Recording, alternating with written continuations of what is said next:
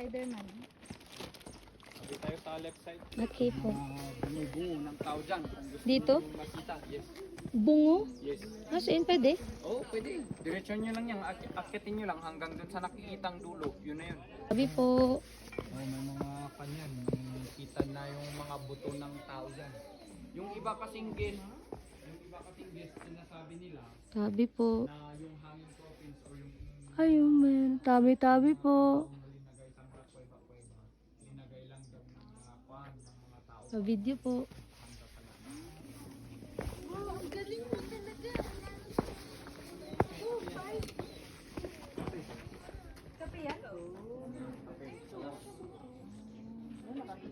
Kami na lang mag-harvest po yun. Sorry, tignan ako na ka na. Pupunta agad yung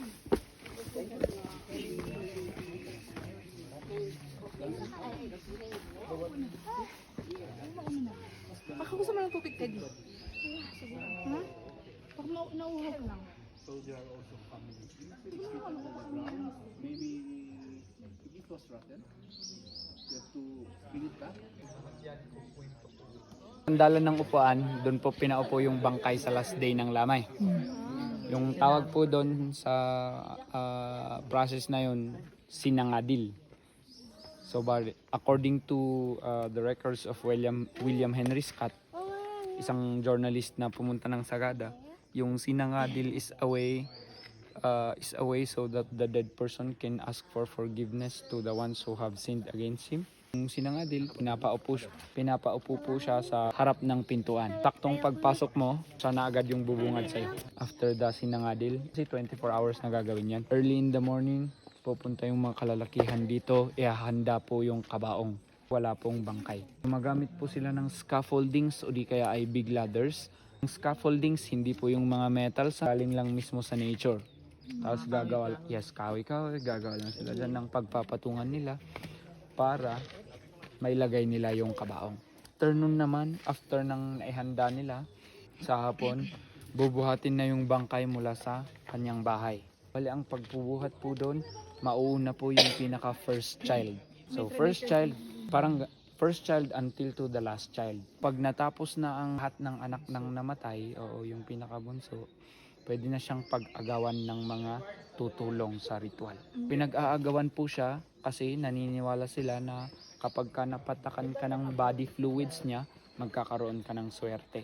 Wala ka talagang formalin, syempre talagang tutulo-tulo yung insides mo lahat. And so kapag ka napatakan ka, syempre magkakaroon ka daw ng swerte. Kung bakit po may mga mahahaba at maliliit, lahat po ng nandyan, matatanda po ang mga yan. Mga maliliit nga lang, they are folded in the fetal position, kaya maliliit sila. Before kasi, pinagkukuhanan ng kahoy na gagamitin para gawing kabaong is between the borders of Mountain Province and Abra. Wala pang pine trees noon dito sa Sagada. Pine tree lahat yan? Yes, pine tree lahat po yan. So pumupunta sila habang malakas pa sila, pumupunta sila doon para manguhanan ng kahoy. Let's say for example, ganyan na kahoy, yung nakatayong yan. Tapos puputulin yan. Kung ano lang yung kaya mong buhatin, yun yung magiging kabaong mo.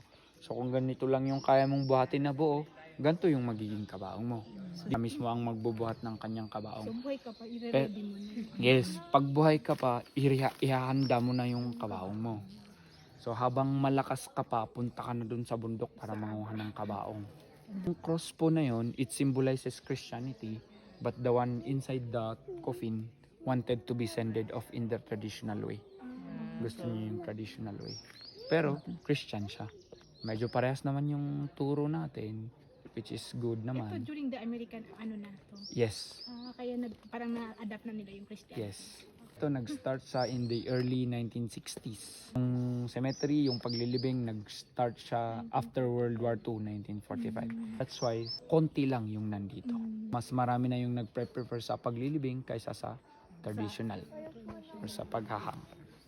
Mga mga siguro around 1930s. 1920s to 19. Na Hindi, yung pinaka-first, yung nandun sa gilid. May dalawa pa doon na kabaong sa gilid. Sa gilid lang mismo. Nakita nyo? Dito, tibay nung kahoy, tibay nung tali. Ang tibay nung tali, kuya, no? Hindi napapatid. Hindi yan tali, alambre. So yung mga pangalan na po yun po yung mga Igorot names. So dito sa Sagada, we are given two names, the Igorot name and the Christian name. So yung Christian name, yun po yung nakasulat sa birth certificate namin. Yung Igorot names, usually yun yung tawag sa amin sa loob ng bahay. Yung panahon ng after World War II until to the early 2000, yun na yung treasure hunting days. Diba? Yung mga iba, pumupunta sila sa mga kuweba-kuweba, binubuksan yung mga kabang na nakapatong-patong lang, tapos hindi na sinasara. Pumupunta yung mga wild animals, kinakain nila yung cadaver sa loob ng kabaong. Kaya ihang na lang natin para